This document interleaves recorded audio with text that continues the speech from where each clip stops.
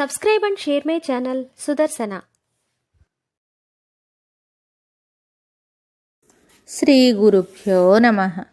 కార్తీక పురాణము 29వ అధ్యాయము.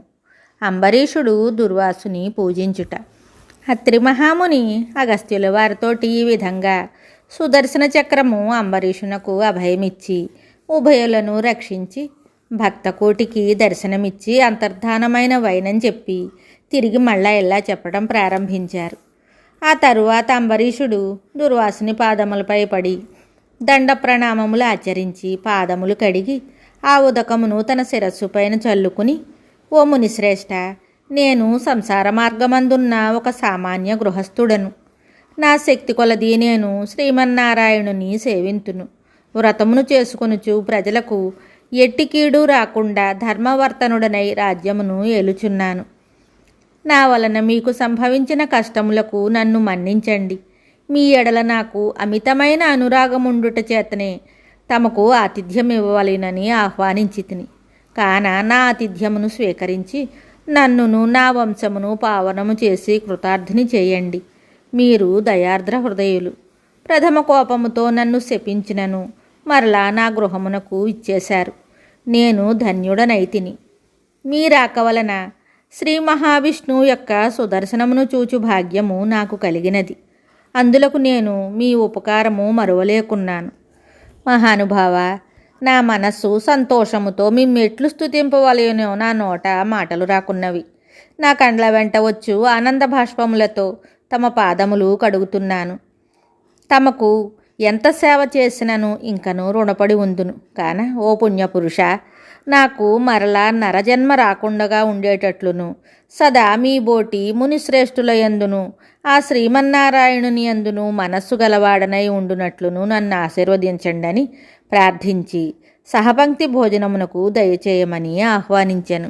ఈ విధముగా తన పాదములపై పడి ప్రార్థించుచున్న అంబరీషుని ఆశీర్వదించి, రాజా, ఎవరు ఎదుటివారి బాధను నివారణ గావించి ప్రాణములు కాపాడుదురో, ఎవరు శత్రువులకైనను శక్తి కొలది ఉపకారము చేయుదురో అట్టివారు తండ్రితో సమానమని ధర్మశాస్త్రములు తెలియజేయుచున్నవి. నీవు నాకు ఇష్టుడవు, తండ్రితో సమానుడవైనావు.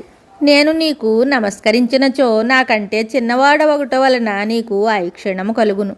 దుఃఖితుడవగుదువు, అందుచేత నీకు నమస్కరించలేను. నీవు కోరిన ఈ స్వల్ప కోరికను అటులనే చేస్తాను. పవిత్ర ఏకాదశి వ్రతగరిష్ఠుడవగు నీకు మనస్తాపమును కలగజేసినందులకు వెంటనే నేను తగిన ప్రాయశ్చిత్తమును అనుభవించి తిని. నాకు సంభవించిన విపత్తును తొలగించుటకు నీవే దిక్కైతివి. నీతో భోజనము చేయుట నా భాగ్యము కాక మరొకటి అవునా అని రుద్రుని అవతారుడైన దూర్వాస మహాముని పలికి, అంబరీషుని అభీష్టము ప్రకారము పంచభక్ష పరమాన్నములతో సంతృప్తిగా విందారగించి అతని భక్తిని కడుంగడు ప్రశంసించి అంబరీషుని దీవించి అతని వద్ద సెలవు పొంది తన ఆశ్రమమునకు వెళ్ళిపోయాను. ఈ వృత్తాంతమంతయు కార్తీక శుద్ధ ద్వాదశి దినమున జరిగినది. కాన ఓ అగస్త్య మహాముని, ద్వాదశి వ్రత ప్రభావము ఎంతటి మహత్యము గలదో గ్రహించితివి కదా.